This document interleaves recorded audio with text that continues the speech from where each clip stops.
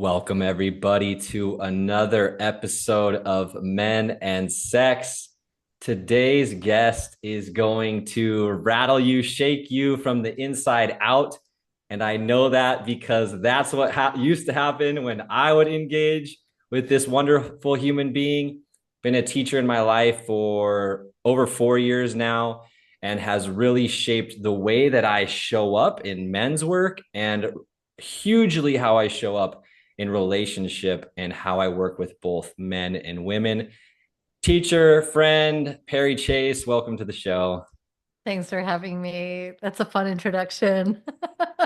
Well, it's the truth, Oh, it's the I love it. transmission that has you funny, feeling funny, I, or has me I feeling love funny at it. least.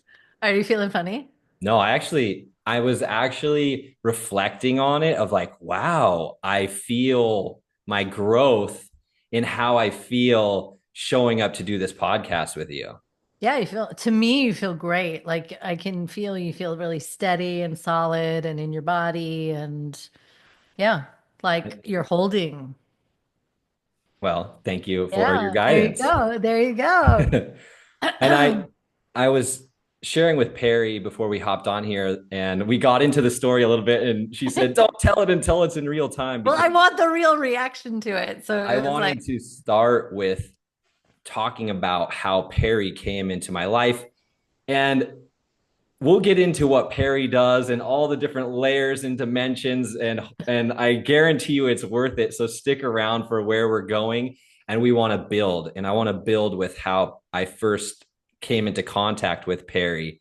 And it's a deep dive right off the bat because it was a deep dive that I was calling in.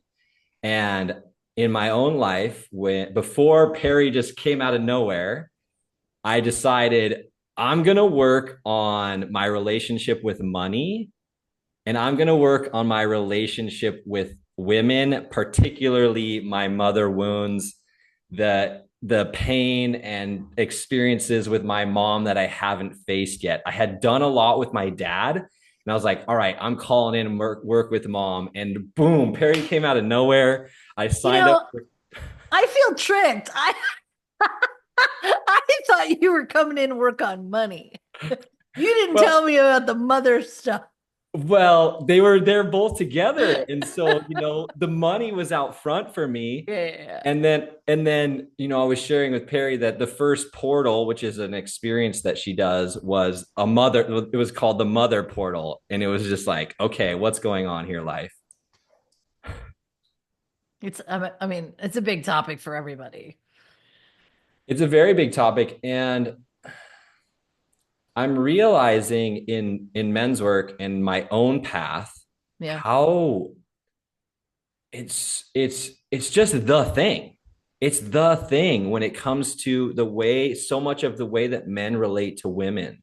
of course. And how I had an experience I haven't shared with you yet, but Hmm. I was it was early one morning and I was laying with my partner and I was rubbing her back and like, just rubbing her back, massaging her. I would kind of do that in the morning.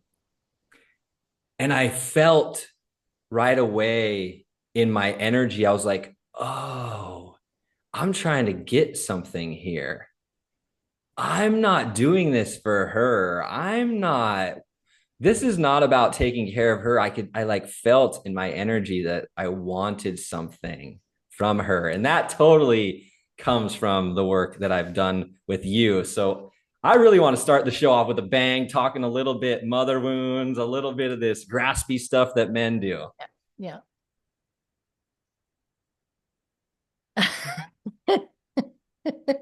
Are we talking about your mother? Okay. Am I taking the driver's seat? Am I interviewing you? No, Okay. no, no. I want to hear what you experienced in the men that you work. Well, first, I want to say to the listeners that Perri hugely works with women, Yeah. and that is mostly what her containers are is predominantly women. So that in itself was a beautiful experience for me to just be like a few men with so many women. I actually think I wish more men understood like the benefits of actually being in a women-centric space, right? Because like if you think about it, I never really catered to men. It was Totally. like you're here and you're experiencing like what it is to be in a woman-centric space. But I think for men, the men that come in like you, right? Um, really benefit in their relationship with the feminine because I'm teaching everyone to be in relationship with the feminine. I'm not teaching men to be feminine. I'm saying like what is your relationship to it? And almost everyone is conditioned to be terrified of the feminine. Oh yeah. It's true. It's Yeah. it's it's just I was actually just on another podcast today and the thing that I've been talking about a lot is how like well, women for sure are terrified of their life force. Okay. The majority of women that I have worked with over the years have this revelation at some point that the terror that they feel, the deep terror is of their own life force, Mm. right? Their own sexual energy. And I think men are deeply afraid of that too. Right? Like I think men certainly, like a lot of men cannot handle women's emotions past a certain level, right? They're just like, "Ugh," like I gotta fix that, or like stuff it down, or whatever, or coddle it. Like there's all this. I want to talk about that today too, if we can. Is this coddling thing that I see on the internet? Like I need to make space for like blah blah blah. Like, and it's like kind of treating women as girls. Mm. Um, and then the thing I do see too is that like, look, we have basically told men that their sexual impulses are dangerous. And the thing that I have found over the years is that I believe, and this is, I just did, I don't know if you saw it, but I just did a whole master class on working with chaos, Yeah, which I is was that there. like raw, oh, you are, okay. And I think that, especially for men, it's like I think it's more dangerous to suppress it. Right? The more you suppress, the more you split, right? But you need a woman who can hold that, Mm. right? Because if a woman is and I think this you mostly have male listeners, correct? Like this is Yeah. the men and sex podcast, right? So Yeah, I yeah. would say that, there are a lot of men who choose women who feel safer because they feel more docile, Right. right? Some men will look at me and be like, she is so masculine. And I was like, I'm not masculine at all. I'm just very like I just have big energy. Yeah. But the thing is, if as a man that intimidates you, right? Like like a woman who's like fully expressed and like fully out and creating and doing stuff, that if that hits your ego, right? Then you can imagine how much of you do you have behind the gate? Yeah. And Well, yeah, like, I know this in my own journey because I've been interacting with more and more powerful women. And mhm, it's no joke. It's no joke what I have to face in myself of course, in the presence of a powerful woman. that's the gift, Yeah. right? Because in the presence of a powerful woman who is not going to blow smoke up your ass or kiss your ass or people please you, is that the benefit that you get is your own awakening. Yeah. That is, I did this. Did you ever watch Dating with a Bomb Ass Pussy? No. Kellen and I did a workshop called Dating with a Bomb Ass Pussy. And the reason that we did it was because so many of my women that are, doing this work would be like, listen, my pussy is fucking ripe and on and wet. Let's go. And like, they go out on dates and dudes are like, I don't know if I could handle this, right? Like, and they just sort of like slink away. And that happens when women are like on and turned on and ready and like sexual and like but like owning themselves, not like in Right. a, Right. and not in a hooky way, but just Yeah. like in a, I'm here. Let's go. It's scary. I I don't know what we're gonna do in like 5, 10 years because I see this only growing right now. Mm, And I was on a date recently with a really powerful woman, and she said some things that I was like, whoa, like that's your experience. And I'm just like having these what? Wait, no, I gotta know what she said. Like, what did she say? it was just like the type of people that she was dating. It was pretty much the language of Okay, got you're it. too big. Oh yeah. Don't do that. That's too much. Or you're too much. You're too this, you're too that. And basically like that was their only experience with men.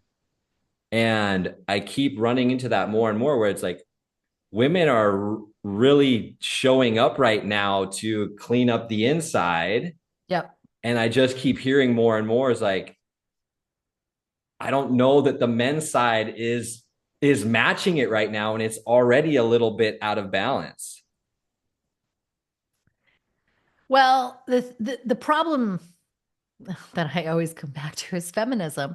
Um, listen, I'm not a trad wife kind of Yeah. lady. Yeah. I think like if that's what you want to do and that's the match and the partnership that you want and have, I think everyone should design their partnership based on their own desires and the life that they want to create. Um, but what did you say just before that? Because I lost the what did That we're out of balance and it's oh kind yeah, of we're getting out of balance. worse. Okay. So with feminism, okay, the mistake that I think that we're making up for right now is that feminism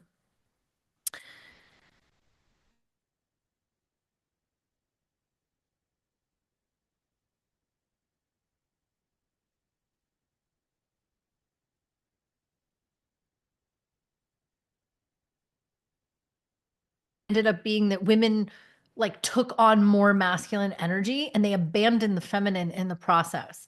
And then what happens is that, there's also this, I mean, I don't have this, but there is a wild hatred for men that is rampant right now. And it's bad. And look, what I want to say to men is like, just don't date those fucking women. Mm-hmm. Like really, just it, it, self-select out. And the reason I say that is because you certainly want to be with a woman that appreciates men and can appreciate a man being a man. Mm. It's it's so interesting because I'm seeing that hatred for men Yeah. now being expressed through men. Well, yes. I mean, I don't even want to get into politics, okay? Yeah, yeah, But yeah, like, yeah. No, no. but I have never seen like actually there was a really funny meme. It was like kind of like an SNL skit or like some other kind of comedy skit that I saw once, and it was like just guys trying to get laid, basically, and like walk into a bar and like eventually the guy is like a self-deprecating, like, you know, pin wearing, like, like, activist, right? Yeah. And like, and it's basically like, and she's like, oh, she's like, you just want to get laid too. And he's like, well, duh. Like, why would I do all of this? Like, this is not my nature, right? But it's really like the things that men will do to get laid, basically. It's it feels so off when I feel a man like saying all the things and like it's like almost like someone's listening to them and going to repeat it back or something and they're like saying the right words and not liking certain parts of themselves Yeah. and There's a lot of self-hatred in it. totally. But And listen, women are look, everyone has been toned down, right? That's how society has us regulating ourselves and, keeping each other down, right? Through Totally. shame, through whatever. But there's something with men that like I think we really need to be concerned about though, because with the test, and I'm not a scientist, but like basic fucking testosterone levels. I mean, that's so deeply concerning. It's insane. You know, somebody was sharing this with me. Um, and I'm not a historian either, so please don't, like you might need to fact check, okay? But like, like the story is that like I guess back in the day, they killed the Knights Templar, right? And they killed they killed the alphas, right? And then they came in and they burned the witches. And it was like you take out the power. And I mean, I see it. I see it happening all over the place. I mean, and anyone can see what went down with COVID and, you know, Some people are still trying really hard to I cling to it. I mean, somebody wrote a conspiracy somebody wrote something about me and they were like, she's a conspiracy theorist and all these things like tinfoil hat wearing, blah, blah, blah. And I was like, and then they just like the CIA killed JFK. Ha ha ha. And I'm like, I think that I have another receipt. Okay. So like I guess the reason I mention all of this is because there's there is this matters. Like meaning this is like men's relationship with their sex Yeah, is like actually what I consider at the it's at the edge of the domino effect, right? Like men's testosterone changes all of this bullshit that is happening in society because if men were paying attention, right, and they weren't coddling women who hate them, yeah, they might be making different decisions in society. And I think this all comes back to their relationship with sex and their totally. own sexuality. This combination of the testosterone levels plummeting and then just the the rat's nest of all these thousands of years of what men's relationship with sexuality has become. And Mhm. that's really why I'm just like I'm all in on it because Yeah. I see it as so important in all my experience of working with men. It was the thing I heard over and over and over again was I've never told this to anybody in my whole life. Every time there was an experience where we got to talk about sexuality, was I've never told anyone about this. I've never said this to anyone. And it was just like I could see their body like change just from expressing it and sharing this sentence with someone. So good. It's really, really good. And there is such a disease and a sickness of men's sexuality been like completely it's just been cordoned off to porn, basically. Right. And it's got like a complete split. And porn we know is not good for the brain. And we know that it's ultimately creates ED as well. Right. Totally. It's just terrible, like all around. So it's it's an interesting um prison that we've put men's sexuality in. It's such a prison, and it's so interesting to my generation, my age group was just like on the forefront of the internet at that exact time. And it's How so old are you? 39. Okay. So it's so interesting to have been a part of that process and go from like the scribbly channel kids and the like, pay on TV and then to the internet and all that's happened and the the the stuff that's going on with ED is equally concerning and probably tied to the testosterone levels as well. But it's like this ED testosterone relationship with sexuality that is just like it. Yep. All I think of is that saying that says, um, "Good times make weak men, and weak men make hard times." Like that's what's happening right now. We are in the weak men creation period that, No, I mean, I think we're in the week men. Like, I think men are waking up. yeah. Like, I really do. I think men are are waking. Well, I think, look, I think whenever it comes to a man's penis, he wakes up. You know, like all these chemicals in our food and in our society and things like that. I think when a man has to face his penis, he wakes up. That's the great thing about it is it's like it's the It's men subject are that's so like, come simple. on, Men are so simple. Come on, right? show But up for that. show up, yeah, go for it. But on the flip side of it, see, that grabby thing that you started talking about, right? See, that's what it's really interesting because I think there are a lot of women, and I personally don't resonate with this. I have a very different system than most women. I'm just like sort of like a permanent like DTF kind of person, but I always have been.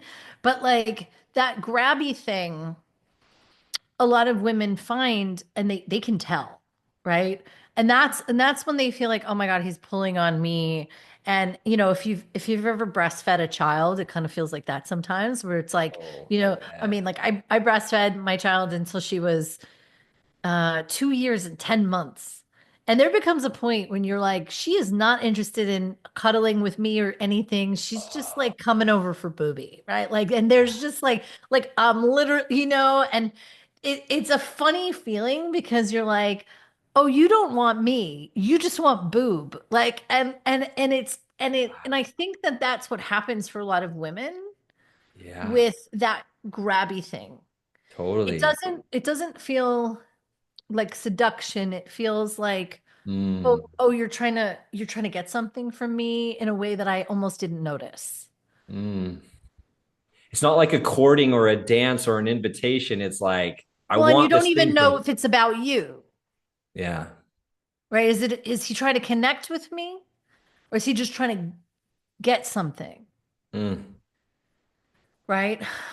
But on the other hand, I think that, when we talk about the benefit of, coming in and attuning oneself to the feminine, I don't think I've ever told this story, but I'm going to tell it right now. wow. I met my husband in the orgasmic meditation community.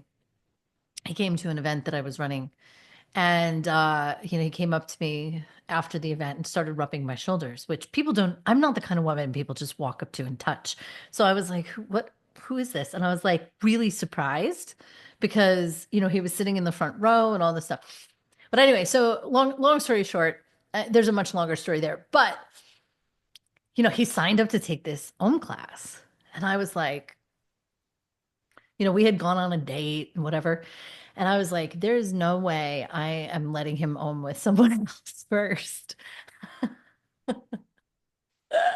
Yes. So, I kind of like, I mean, and this was out of protocol in the sense of like, I didn't work there, right? I mean, I was a student, but I was leading an event one night. And I, and because we had gone on some dates, I was like, I really want to own with you before you own with someone else. Like, I want to be the first person you own with. And I just remember that he was so attuned to my body that I literally wrote to my friend, I was like, I think this man is going to own my pussy. Like I literally texted my friend and I was like, "Oh my God, this man is so he could feel me every fucking inch." And I think that if more men cultivated that level of attunement, they would not feel like they needed to get something, or they wouldn't need to um like be an animal about it, like violate. And listen, a lot of women like manimal sex. I call it manimal sex. Like there's a different kind of Ooh, sex. Like it's like manimal. manimal, like it's like, oh, he needs manimal sex, right? Yeah. Like he needs just like the like, yeah. There's a And lot of men that need to be able to go there. well, yeah, and I think that because women are so like I think part of from all the years of being in around, in this topic and in sexual communities and things like that. And look, Kellen and I are not poly or anything like that. We are very locked down. We're not we're totally monogamous, and I don't even really talk about sex that often anymore because of the Yeah, nature of my relationship. I mean, I talk about my practice that I teach, but I'm totally. not out there like with a shingle of like sex, right? Right. And so this is a little edgy for me to be Well, bring. thank you. Thank Yeah. you. But, I think there's like this combination of women feeling like men can't feel them. A lot of times they can't feel themselves. Like, look, I teach women a solo stroking practice called Sex Bomb, which, if people are listening, and it's different than orgasmic meditation, but it's of the same lineage in the sense that like a lot of the principles and values of it, which are, being with what is, and like it's not about a goal. These are um I would say Om is really about limbic connection, Mm, and they've actually done science on this, that the brains of the two partners kind of sync up. mm, You can go and look that up if you want. There's been a couple of studies they've done, which is like just fascinating. And there's a lot of benefit to that for both parties. And then, my practice is, I really work with it from a building range and sensation. I can't tell you how many women that I encounter who can't feel their pussies. So when you have women that are kind of afraid of their life force and they are kind of locked out of their body, and then they have this hungry ass man, yeah, right? that's scary. Right. So they've got this hungry man who just wants something that they probably don't totally enjoy, and they can't really feel. Right. You know what I mean? Like you can't have manimal sex with a woman who can't feel her pussy Totally. because it just won't even work. It'll be too much force energy because that Exactly. opening's Because not there. right. And she'll have to just like abandon herself in order to provide that for him. Right. And people do, right? Right. You love someone, but I mean, this goes even deeper, right? Because, you're talking about hormones. Um, there was something about like someone talking about birth control. I mean, there's a really big backlash towards birth control in like in many different women's communities. But like this idea that women are actually choosing the wrong men because they were on birth control I've heard of that. when they chose their partners, Yeah. right? And vice versa. Like, what did you choose your partner on? Right? The thing about like me and Kellen, like what I know is that like our bodies, like like our whole physical attraction is like on a primal level. And then we like each other too. Like, you know what I mean? We love each other. But we didn't love like you've got to have that, like, I want to mate with you Right. kind of level of attraction. Right. And it's important. And I think that, today we don't we choose people in all kinds of weird reasons. Right. I got a lot of beautiful things to unpack. Rear. And first, I And want to by the way, do, I am also making generalizations. yeah, yeah, Okay. of course. So obviously there are exceptions to everything that I'm Yes. saying. And Yes. like, I'm not Yeah. trying to blow up anybody's Yeah. relationships, even though some of these truth bombs may disrupt some things. So I want to do my best to explain to the listeners from my perspective the difference between ohm and sex bomb, just Hmm. to simplify it. Yeah. And then They're very, very different. you back me up. if you're willing. Why don't you let me do it? Okay. Well, I was gonna go like caveman simple first. Okay, go caveman simple first, but Like I want to caveman make sure, simple but first. here's the thing. I want to make sure that we're giving both practices like the proper acknowledgement. Of course. Okay. So for the listeners, I got to be in Perry's space where she was leading Sex Bomb as a practice with the women. And Yeah. that's the women with themselves. So it's a self Yeah. practice. Yeah. And when Perry says it's a stroking practice, they are stroking their clit in different ways: upstroke, downstroke, holding. Yeah. And I would say that Sex Bomb is also different in the sense that like Sex Bomb is to music. Yeah. And Breath. I actually infuse quite a lot of meditative Right. journeys. Or like I'll teach different energetics in while they're in the meditation. So like the idea is to use the practice to help women have a deeper sense of embodied learning of different energetic principles, as well as having the practice in order to be more deeply connected to themselves with themselves, Mm-hmm. right? And the word you said that's so important, and I think it's impacted a lot of the ways that I work with men in this category, is the numbness you spoke about and working with sensation to kind of get back into the body.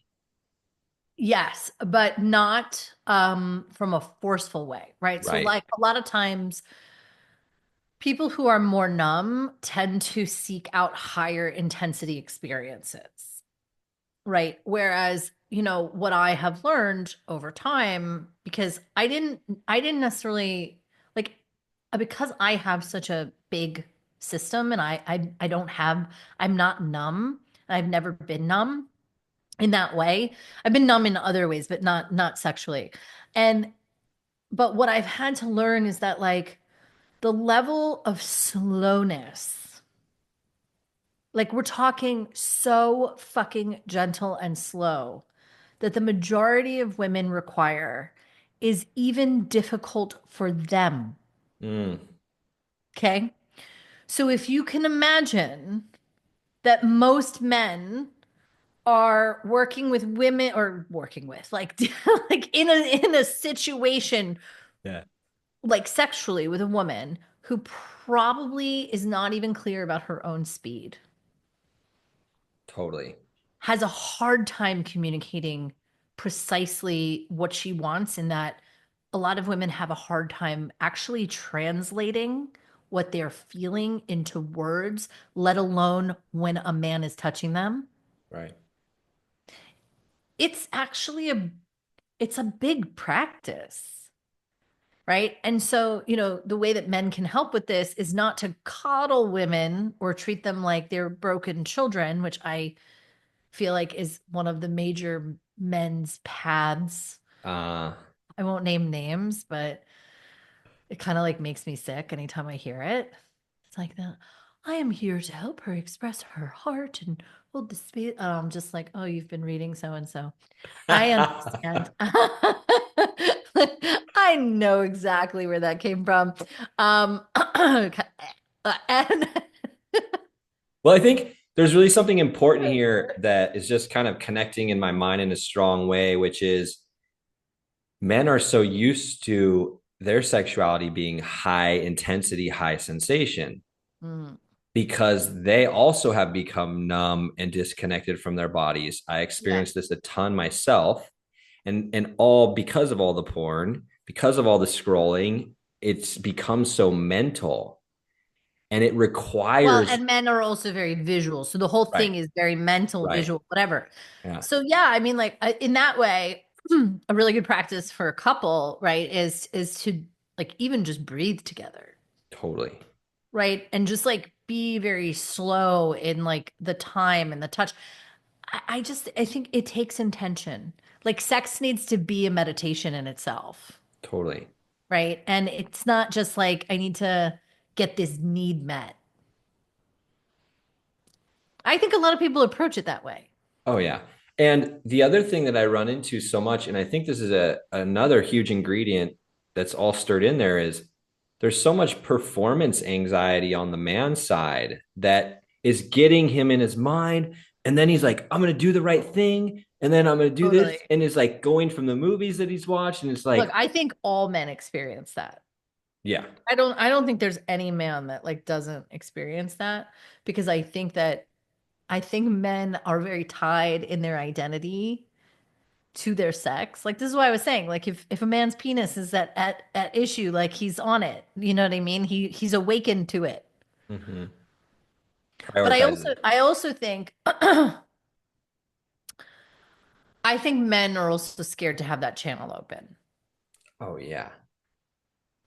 Right? We have made it so and I see so many women are so victimized. I love it personally, but like there are a lot of women who are really victimized by their partner's desire. Like it's like and similarly, like there are men who find women who are super turned on like too much. Right. I know a lot of women who are like my sexual appetite is more than he can keep up with. And the guys are listening and they're like, where are these women? Seriously. I know all of them. Um, but it's like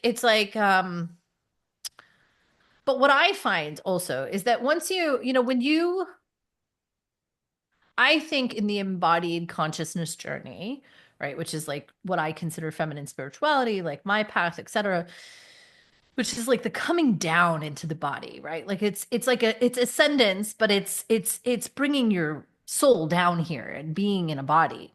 And I have found over the years that like the more sensation you can hold in your body, like the less it is about getting off. Like you're Right. not like going to another person in order to try and get off. Like you can meet them in this place of like, no, I want to be in this with you. Like I want to connect, I want to have the pleasure, but it's not just like a blowing steam off. Like I think a lot of people, especially in a busy world, they're just trying to like get their needs met. A little phrase has developed that's called the come down for men, which is Oh. like a way to self-regulate and the mind and the busyness, and like they know how to flip the switch and just boom, like turn the robot off for a minute. Right. But the real like I mean and if you go into like the men's tantric practices, right? Of not spilling, Totally. right? Then you get into like a different level of expansion, which is the same way like I just gave somebody an assignment, who was dealing with a lot of things and I said try not climaxing for a month. And she was like right, she's like "Rah, rah." And I'm like it's a good experiment. Right. 'Cause like what would happen to that energy if you weren't just climaxing all the time, right? And so it's like they talk about this in terms of for men, it's like it's your life force. Right. It's literally your life force, Gone. right? So what would happen if you held that further out and then you were able to convert it into other things? And this Like, comes back to what you talked about with the sex bomb practice, was being able to oh, hold and be with sensation that for women, it's not always enjoyable what they're experiencing in that practice, that sometimes it's a lot of no. sensation No, and I would not say I like so here's the thing about pleasure. So a lot of people use the word pleasure, but I always say like what is pleasure? yeah, Like exactly. Like pleasure is the mind's interpretation of a particular sensation that you have grown accustomed to and that you have like a radar for, right? This is why different people's definition of pleasure is different, right. right? And so it's it's a it's a mental interpretation of sensation. Mhm. Now, it doesn't mean that, I mean, like, The way I like to describe it to people is give my scuba diving example. Like, yeah, it's a good example actually. So like when you're a new scuba diver, you like want to go down and you are interested in seeing all the big stuff. You want to see whales and sharks and dolphins and blah, right? And things that don't take a lot of effort. And it's like, wow, look at that. Oh my God, the whale shark. Like it is, like it's like a bus and it's amazing. Like all this is cool, but like um it didn't take a lot. I mean, it takes a lot of effort to see a whale shark because of whatever, the rarity, but you get Yeah. my point. Like Yeah. it's Yeah. like Yeah. you're just down there It's and right there at the surface. right. And it's just whatever. Whereas like after you've been diving for a while, I have like 180 dives or something. My favorite thing is like night diving over a small piece of coral. And what happens is that all of a sudden something that you would not have even looked at during the day, right? You would have just swam right over that.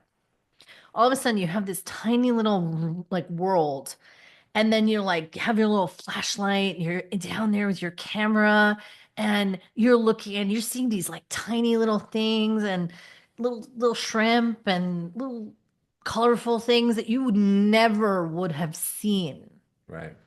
if you had not paid attention. And I really think that the practice is to be curious, not to only look for the sensation that you're looking for, Right. but like what is the sensation that's there?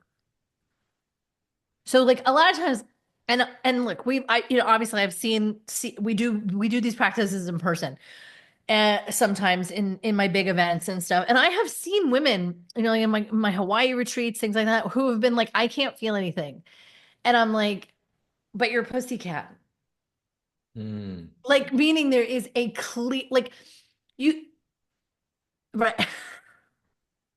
You know Yeah. what I'm saying? Like, just because a woman's body has something happening, Right. right? And the responses are there, Right.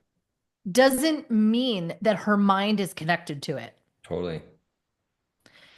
And a lot of times that's what we're retraining. Right. Like, Yeah. can you actually pay attention at the level of like the responses that your body is having? Right. I think I that think this is for men too, by the way. totally. I was just going to say that a lot of what I experienced in there, I see it transferring to men in their own practice of being with themselves in that way to make that reconnection. Yeah, yeah, absolutely. I mean, because otherwise, it just becomes another way to blow off steam.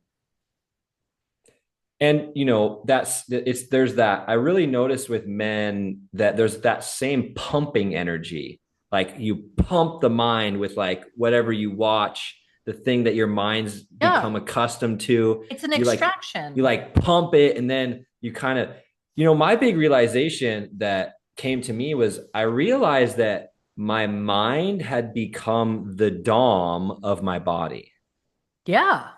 that my body had no say. My mind was like, this is what we're doing. And I don't care if you're in the mood or not. Like, we're doing this. So, I mean, you can think about this is the pimp ho model. Like, because even though you're a man, your body is technically in the feminine, if we were talking about energetic principle, right? Right. Like everyone's body is matter, Right. right? And so, it's interesting, right? It's like that relationship of like, come for me, bitch. I want to hit now. Right. And so it becomes an extractive process. I think that's a huge thing that men are facing today. And in my own experience, because I've shared this story on the podcast before, but not with you. And I had an experience with a partner where I never had an issue with arousal with them, but all of a sudden it happened. But I trusted my body. I was like, I trust my body. Like there's something going on here. Yeah. The next day, I had to take that partner into the ER. They had an ovarian cyst burst. Oh, interesting. And that experience just brought so much trust into the intelligence of my body. To Right? be Like like, why, there might right? be something going on that I don't Well, know. and actually it's her body. Well, yeah, yeah, yes, yeah, yeah, yes. Right. So this is, I mean, this was this was something I learned at One Taste actually, which was that like more often than not, man's lack of erection has more to do with a woman's availability and openness. Oh, yeah. Yeah. But back to like in For whatever reason. So like in that sense, it was a subconscious thing for both of you. right, Like she wouldn't have had awareness of that either. right. Right. And but what it, that kind of trust in my body has Yeah. allowed me to realize that okay, I can't be just forcing my body to do these, this thing that my mind wants me to do all the time. And Nope. it's been a deep unraveling and unwinding of being connected to the mind and what it wants in whatever experience, and then being attuned to the body. Like, is this true right Yep. now? Right. But so here's the thing. You came to cultivate your relationship to truth. Right, So you can ask that question. right,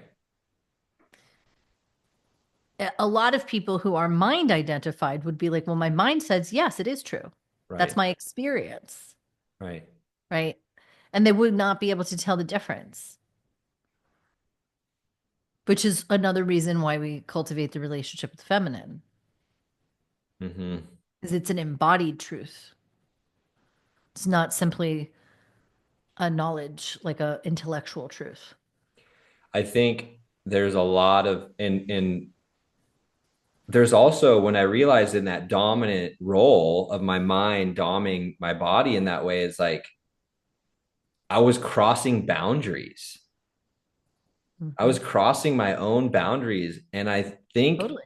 for a lot of men, this ties, I mean, I cross my boundaries in my body over and over and over and over again. My body's gonna be like, I'm shutting Good. down, like I'm out. Like, Right. no. It's having that, it's going back to that attunement. But the other thing that I want to bring in here too is the concept of sexual sobriety, Yeah.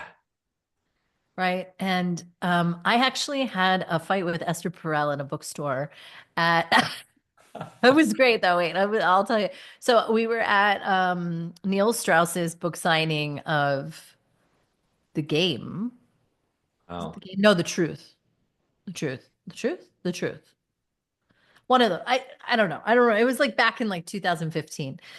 Anyway, we were at this book signing and I started having this like Esther Perel and the guy who wrote God, what was that one? The Dawn one. I forget. Oh, You know Sex what I'm at talking? Dawn? Yeah, Sex and John. They were all there. And anyway, so Esther Perel and I were having this little kind of just like back and forth about sex addiction and like, she's like, sex is not an addiction. And I said, absolutely it is. I'm like, you can absolutely be addicted to sex or really any chemical cascade in the body. But anyway, we were just like arguing back and forth. And like this one guy was like, I kind of want to like get involved and stop you. And she's like, why? She's like, this is fabulous. She's like, I like your spirit. And like, we just kind of like had this little, it was like a good little thing because we both were very passionate where she was like, you can't be addicted to sex. It's like, and I'm like, but you can be addicted to anything. Yeah. Right. And so I think it's just a matter of how you describe like how you consider or think about addiction. I Totally. think people are addicted to shame way more than they're addicted to sex. Oh, And yeah. shame has a very specific chemical cascade, right? That happens. Like and it's kinky. Yeah. It's Oh, fucking kinky. so kinky. So kinky, right? And so, people are having this experience where they're addicted. And look, we see this now with like the dopamine and like just like all the high intensity and all the pieces of the things that we are um conditioned, right, to be addicted to in our culture, in our world, the things that keep us clicking and buying and doing and consuming. But you can end up that way with your own physiology. Just like the way people are addicted to fear, right? There's no fucking saber-toothed tiger next to you. Mm-hmm. You're just imagining that, and then you're putting your body in a fear cascade. And people love it. They say that they're not, and they're constantly victimized by it. But I think that's also part of the addiction. Absolutely. I I don't like it. I You think they the love it. They shame keep attracting it. They can't stop. the shame one is big for men for sure. That is like Totally. the addiction. It's like the performance anxiety in there, the experience, the shame, and then the want to do it all over again. And there's other spokes in that wheel, but I would love to tease that apart a little bit more. Just, for people that are like, wait, what do you mean? How do you get addicted to shame? Just like, because it's so important to understand. Yeah. Okay. So the way that I would have anybody look at it is like think about like because I have noticed this in working with people over the years that some of the behaviors that they play out, some of the patterns that they play out ultimately are not actually about the pattern itself. It's that they'll land in shame. Totally. So meaning like they're playing all this stuff out just so that they can end up in shame. And it's really quite, like I said, it's kinky. And if somebody is trying to figure this out, what I would say is think about the last time you felt shame and then think about how you worked the shame through. Maybe you suppressed it, maybe you covered it, like self-medicated it. That could be masturbation, that could be porn, could be alcohol, it could be weed, it could be sex. It could be a number of different ways that you tried to self-soothe out of shame. But then go backwards in the cycle and be like, okay, well, what happened right before you felt shame? What Mm, happened right before that? And what happened right before that? And mm, let me know when you find the place that you were bored. Right. And so, totally. right, like if you just like thread it back, you will find the location where you needed to do something that landed you in this high sensation down that give you then permission to soothe. Right. So it's the punishment and the catharsis. What is what comes up for you? I've really realized that the opening the throat up and speaking is such a practice that's so important, that is a huge one that show up in men is they don't speak. It's like they're strangled here to say any of the things, and then it just spins out in the mind, and it's like I can feel just this strangulation that is I can't say the thing, and they just don't, and so it just keeps happening where they're not saying the thing but they're just in the pattern over and over, and it's really interesting. Well, I think, look, different people have different abilities to connect with what's going on inside of them. Okay. I have a lot of practice in this. And that's why, like, when we're having conversations, like, I can feel something and then, like, drill it down. I wasn't born this way. Like, it's a practice. It's like something that I spend a lot of time with and a Right. lot of care with. But, like, one of the things that Kellen and I worked out earlier in our relationship, and we don't really run into this now, but there was a way where, like, what we realized was like I am able to translate emotion in real time. He's not. He has to like he may start feeling something Mm, and then that something may not become clear to him for a little while. yeah. So while I'm like moving on and I'm like in the conversation, I'm like, well, I feel like that, and he's like, like I don't know what I feel yet. Right. So when you have to get to know your partner's Yeah.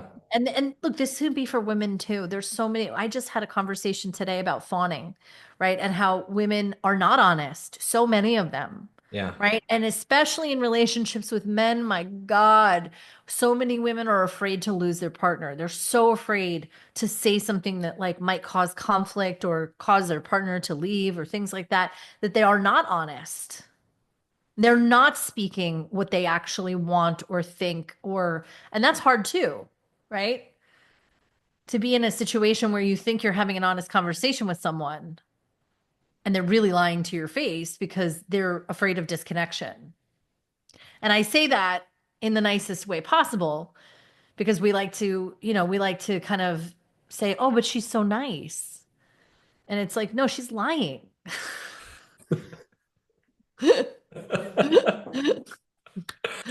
Like, let's just call it what it is. Yeah. Yeah. Like, but think about that. I mean, have you ever experienced that? Oh, I'm sure. I'm sure a lot of times when I wasn't aware of it.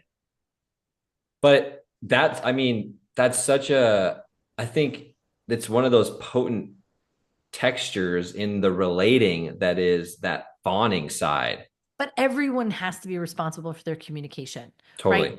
Totally. Communication to me is like an adult skill that constantly needs to be practiced, refined, and like we are always working on how to communicate better. Like I'm a yeller. So like for instance like but I this year, you know what I did? Like I broke down when I yell. I was like, "Why do when do I yell?" Like precisely because I'm not yelling to be mean. Right. Right? I'm not like, "Oh, you're a terrible person, blah, like I hate you." Like it's like no, I yell at particular times. Like when do I yell? And I was like, okay, I yell when my physical nervous system boundaries are like maxed. And I just am like, stop. And I just usually say it loudly. That includes like dogs, children, like all the kinds of things, which is like if it's just too much, I will Mm-hmm. be like, stop. Like I need everything to just stop. And it's usually just one word that I say loudly.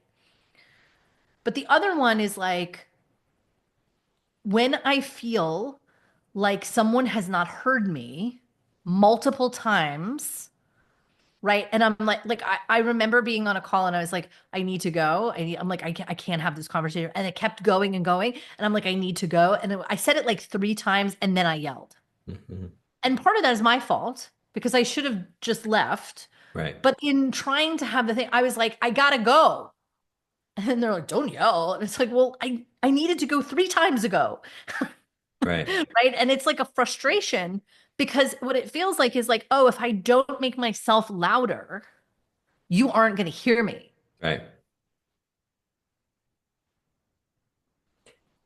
I think one of the things I learned in your space and being around women so much was this aspect of the difference between processing emotions. Obviously, we're generalizing again, but that created so much simplicity in my life to Wait, just be which one? Wait, take me back for just a second. the way that you were talking about women process emotions and Oh, you were yeah. talking about Kellen and he's like got to think about it for a little bit and you're like I'm processing in real time. Right. And look, I'm just saying not all women have that either. Totally. Right. But like one of the things that you see, I'm also not a processor. Like I don't need to sit and like fucking talk about my feelings with Kellen. Like I know a lot of women that need to be like, so I was having this feeling and I really just want to talk about it. And can we just like make sure that everything's okay and blah blah blah. And there's like this whole fucking thing. And I'm just like, why do you do that with your man? Like I'm always like, and I want to say to every man, like, don't do that with her. Ooh. Because I'll tell you why, because it reinforces really bad female sort of behavior, right? Like it's like there's a growing up that needs to happen. And I hate to say this in that way, but like I would say if you love your woman, don't process with her. Hmm. I didn't listen to you with that teaching and I had to learn that lesson in real life How did of that go? like you're like don't coach her Ian and Oh, I told you not to coach her, Ian. I know it was one of the lines that I hadn't learned to toe yet and I see this way too often with men. Okay, Kellen and I have this thing that we do, or that I do, and then I just bring it. Like, I'm always looking at like the men online, and I'm like, let me see your woman. Yeah. Let me see this guy, and then let me see the woman he's chosen. Whoa. And that tells you everything about a man is the woman that he's chosen. Whoa.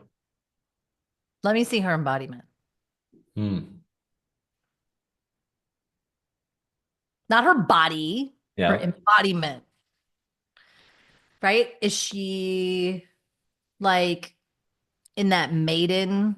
I mean, and I can tell just by the way someone moves or talks or anything. Like I can see their whole energetic system. But the reason that I say what that tells me about a man, it tells me everything about the man. Yeah. And it's funny because some people don't know how to read this. Like some people will be like think that Kellen is like some kind of second fiddle to me. And what they don't realize is that he is so much bigger than me. Like Kellen is huge. Like you've actually gotten to he doesn't really let people see that part of him. Right. He's like kind of tucked back here, whatever. But he's like a lord. Like you know what I mean? Like he's just like I didn't we chose this whole setup together, right? Like we picked that I was going to be out front in our business. I mean, like we made all of our choices together. It wasn't like I was like, "Oh, bye, I'm going to go run my business and like you need to support me." It was Right. like we had nothing together. Right. We chose the whole thing together. But it's also like what I feel like people don't understand is like, do you understand what kind of man it takes to hold a woman like me? Totally. And like people don't get that. What do They you don't think men should do? Because, or what's your perspective?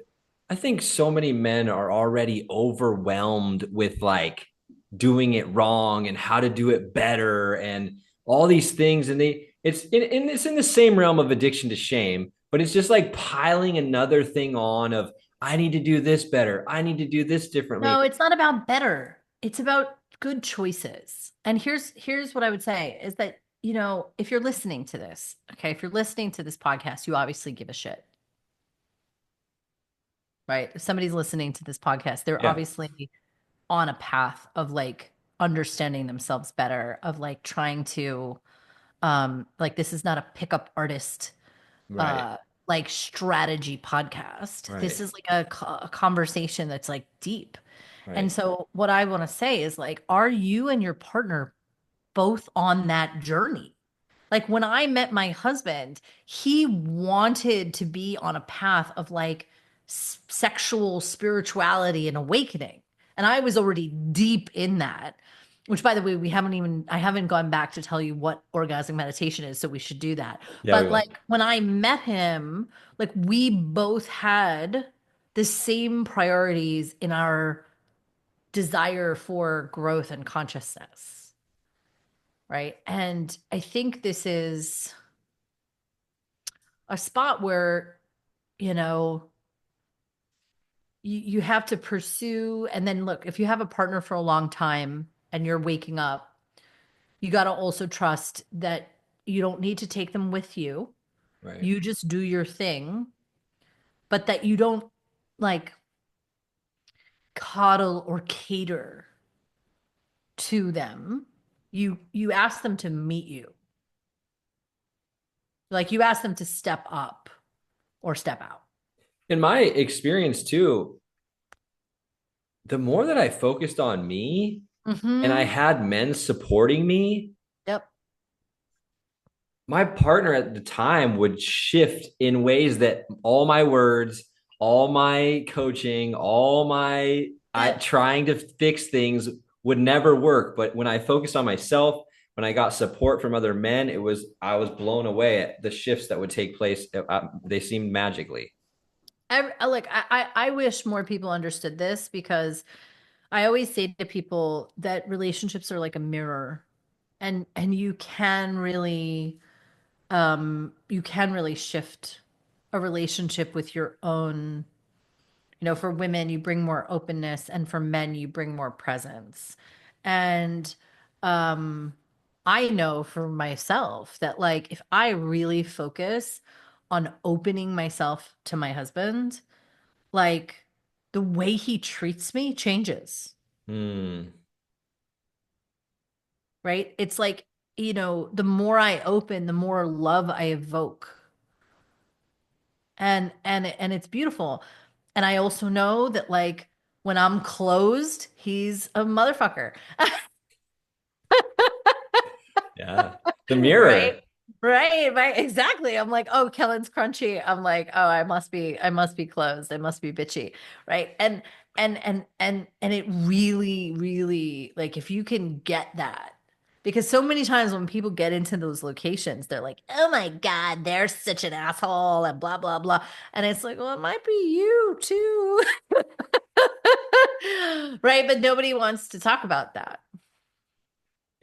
The more I'm in this world of intimate relationships with my curiosity, with my own experience, it blows me away the intelligence that is present in the way we come together as people. Oh my God. There's It so much. It is an incredible holographic technology.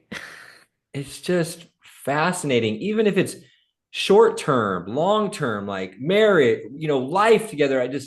I can't unsee the wizardry that is at place in the way we come together, like perfect mirrors or puzzle pieces or whatever. It Did just, you do Labyrinth?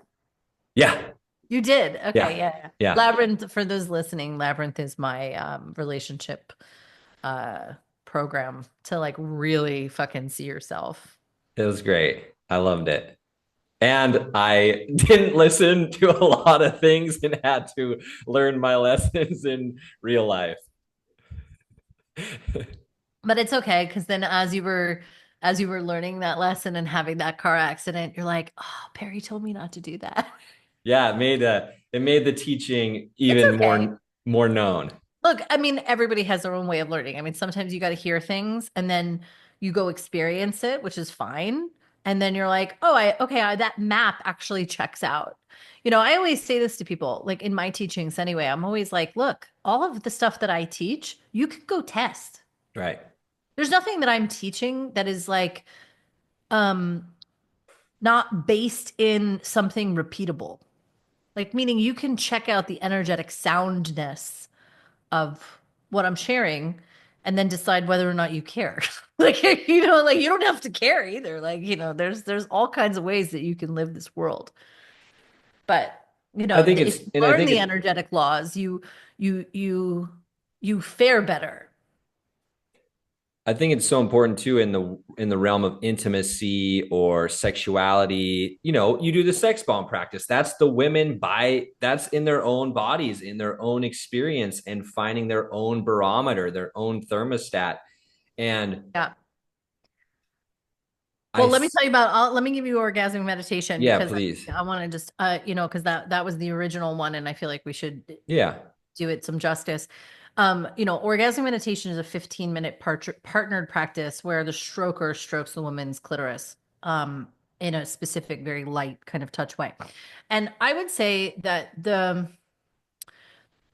again, the goallessness, the attention to connection and sensation and all of that, that's where that philosophy comes from, for sex bomb, like, derived from the orgasmic meditation philosophy. But the one thing that orgasmic meditation really provides differently is that the theory of it is that a woman cannot be taken out of control on her own, right? So, like, in sex bomb, there is some benefit to the fact that I guide it as a meditation and people are able to kind of drop in deeper with, like, a container. right, But it isn't the same level of involuntary, let's right. say. It's just a different experience to have to be stroking oneself or to be stroked.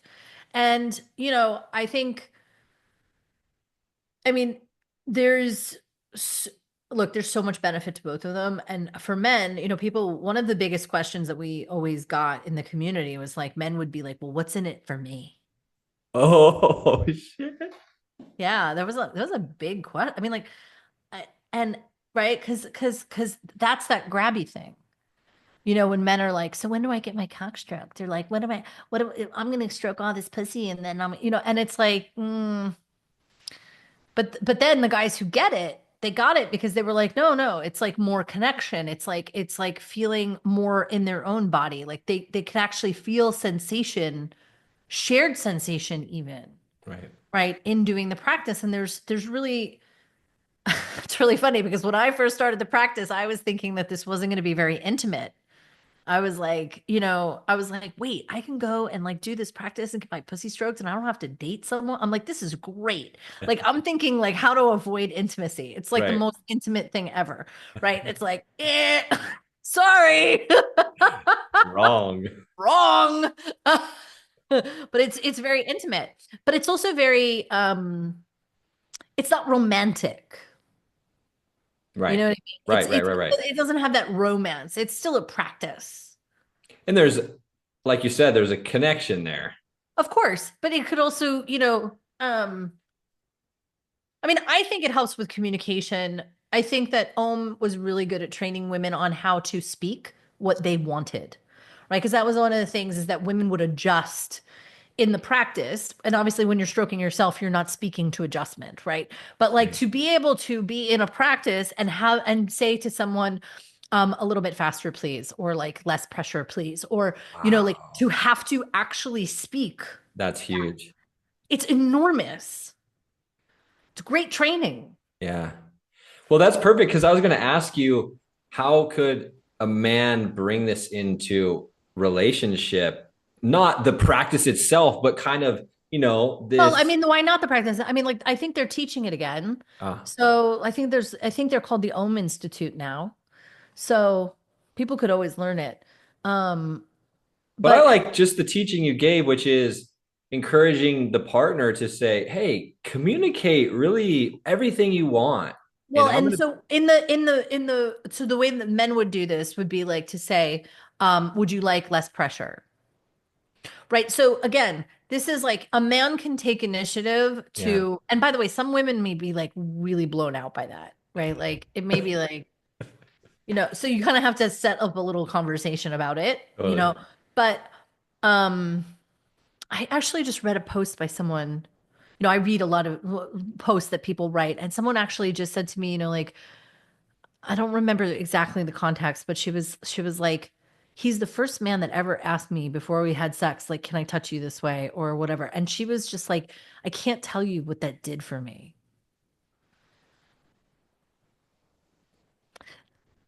But different kind of women. On my third date, I was like literally about to friend zone Kellen, and he somehow felt it. And I didn't want to have, I mean, if he had asked me, can I would have been like, ugh, I would have rolled my eyes. He grabbed my hair and like pushed me up against a wall and like started making out with me. And I was like, thank God. I wanted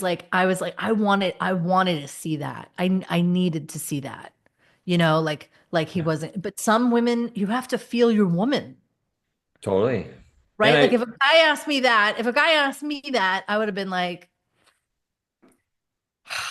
I would have been like, okay, no, no thanks. But for another woman, she's like, I felt so cared for. and And I it's like, think, I felt cared for. I want to know you can fuck me. and I think the important thing is that a man gives himself permission to learn, Totally. because that's a skill to Yes. feel the complexity of all the different women and where they are in their own numbness, connection to self, their disembodiment or embodiment, their emotional past, what we bring up in them. And we've got to practice as men and not take it so serious to do it right. Right. And I would warn men, do not stay in relationships with women who punish you for that. Mm, Because then chances are you're actually stoking your shame again. mm. You make a mistake, she punishes you, you feel shameful. That's got a mommy thing. Ooh. Yeah, that's a quagmire that's hard to get out of. Yeah, Because then you're not going to try anything. You're going to say even less. You're going to just spin it in here and not just get stuck. And then she's probably going to complain about doing it wrong because you're not speaking or trying anything. every relationship has its own signature of what like each person's working on.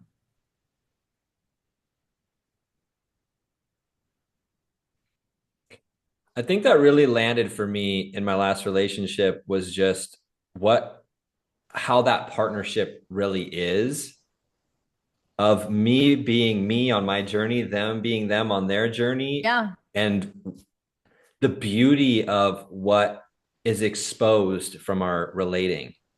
Totally. And that's why, it's interesting because that's why I originally created Labyrinth because look, I was a bad love addict before. Like I just was finding myself in worse and worse situations and like something violent happened in one of them.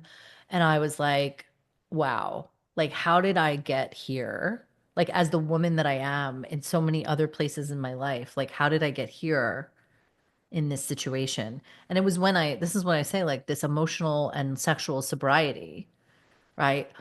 And you kind of have to wake up to these things and then be really clear about what you're choosing going forward. And also being willing to continue to see yourself in relationship and work through. Like I'll tell you, I haven't even talked about this publicly, but the last couple of years were actually really tough for me and Kellen because we were going through this whole toxic mold thing. And one of the things that was I always say that like we have specific um things that come into our life that add the right amount of pressure Yeah. for us to experience or re-experience a wound that we're trying to work out. So, there were all these clues that I was having this like weird relationship with the masculine in this time. Like the mold really brought something up in my nervous system that was like hard. Like I would say this was like my greatest teacher so far. But I got to this point where like it and I was able to watch what was happening. So like I could feel the I could see what was happening. And my nervous system was like terrified of him. Hmm. And I finally got to this point in the journey where I felt trapped in the house that felt unsafe.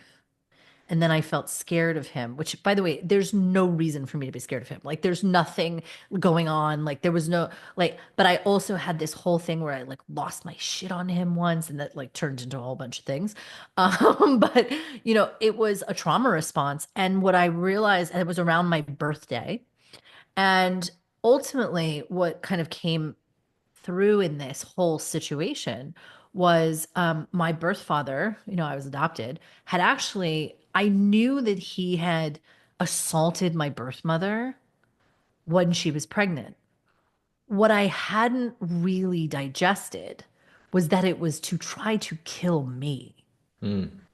And I had always had these weird situations that made me feel trapped and unsafe. And I was having this like thing. And so like what I'm trying to say is that like Kellen was able to hold all of that. Right. Like our relationship is strong enough that like I was able to get down to this like super pre-verbal, pre-birth wounding in my like I was able to kind of almost like you play it out, right? Like your nervous system is playing it out. Like I was having like all of these experiences, conscious, and I was kind of a mess. Yeah. But because the relationship and the trust is solid enough, actually, I was able to kind of get to that Hmm. with him. and then we came out of it. Like once I kind of got it and I released something in my nervous system, like it was almost like the whole thing just disappeared. Mm, Does that make sense? yeah. I know this is super deep, but like, Yeah, well, it's I like sprinkling it in there. And yeah, ultimately, what it speaks to me is the importance of us as men in our relationship with the feminine to have things that maybe we don't understand or are super emotional, are big, take, a lot of energy that our minds don't come on to solve it or fix it, that we can be calm in our nervous system and be there for our partners. It's just really yeah, hammering in the importance of grounded nervous system, stable, and understanding and relating with the feminine in a way that's like curious and discovering yeah, and going, okay, big energy, it comes, it's there, it goes, it changes. And I can stay here and I'm not getting my mind to go into that fix it, solve it mode that makes right. it so Because terrible. because you also have to treat her like she's capable, Totally. right? Because a lot of times women will go out to a certain place and then they'll they'll go into a location where they're like make it so like they're not capable. But the thing is that the only way for them to know that they're capable is to make it through and holding themselves, Totally. right? And so a lot of times, you know, m men who feel like they need to fix it or like suppress it or like coddle it end up like setting her back, right? Right. There was a way where um also Kellen's non-reaction to my whole experience made it so that like it wasn't it like sometimes things get really bad for people when like one person is triggered and then the other person gets triggered by their trigger and Totally. they're both triggered, right? And if one person can stay just steady, the other person can have their experience and then, you know, yeah. I mean, ultimately, if we can do that for each other, then Yeah. I mean, well, that's the whole thing is that like we're playing for soul's expansion as opposed to like what am I getting from this person? So, you know, there's there's a lot of that as a coach and teacher, right? I mean, as when you hold other people mm, too, like, yeah. oh yeah. Okay, good. All right, I can't do any more lights. My face is starting Yes. All right. blue lights. Thank you so much for coming on. I hope And this was helpful for people. absolutely. I feel like this was deep. I feel like people could listen to this a few times and hear different things if they circle Well, back. and the thing that really stands out for me from this episode and just being with you in my own journey is Mm, so much about focusing in here, focusing inside of myself. yeah. And in intimacy and relationship and sexuality, the attention is so continuously brought outside.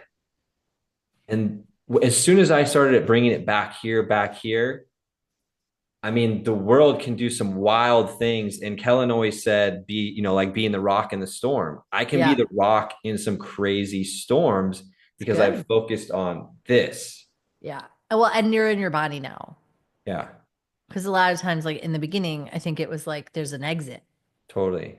right? Yeah. But when you can stay in your body, you that's it. That's the presence that men need to bring.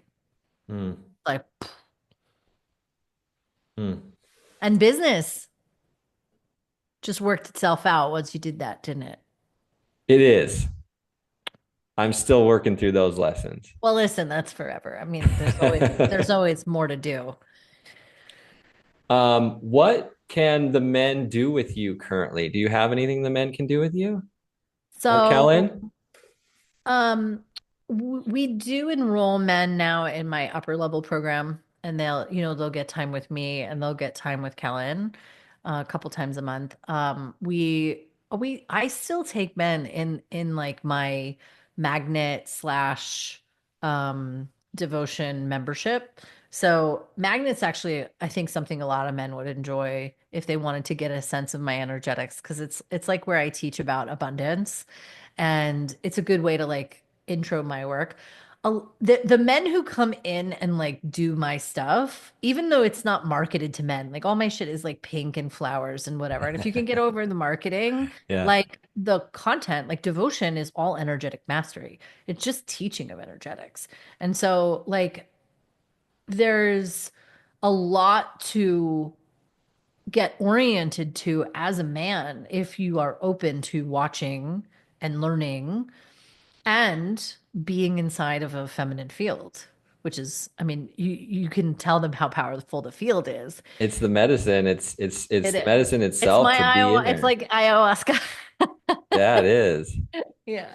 So I will get some links from you. I'll put them in the description for everyone Yeah, for I think the best thing for a man to do would be just to go to perrychase.com or on my Instagram and reach out and book a call. Like, they can always just book a call with my team and then we can figure out what would might be best. and watch, yeah, some of Perry's videos and feel that rumbling inside and the discomfort and well, thank you so much for the work you do in the world. And I'm so grateful. I know that our relationships with women will forever be changed. And a lot of the work that I do with men comes from so much of what I've learned with you. So I'm very appreciative to have you on the show. Thank you so much for having me. Thank you, everybody, for Love you. listening. More episodes to come. And I hope you enjoyed. Please reach out with anything you want to hear more about, dive deeper into, and look forward to more experiences with you. We'll have Kellen on. Yeah, I definitely want to have Kellen on. Yeah. All right. Bye. Thank you. Bye.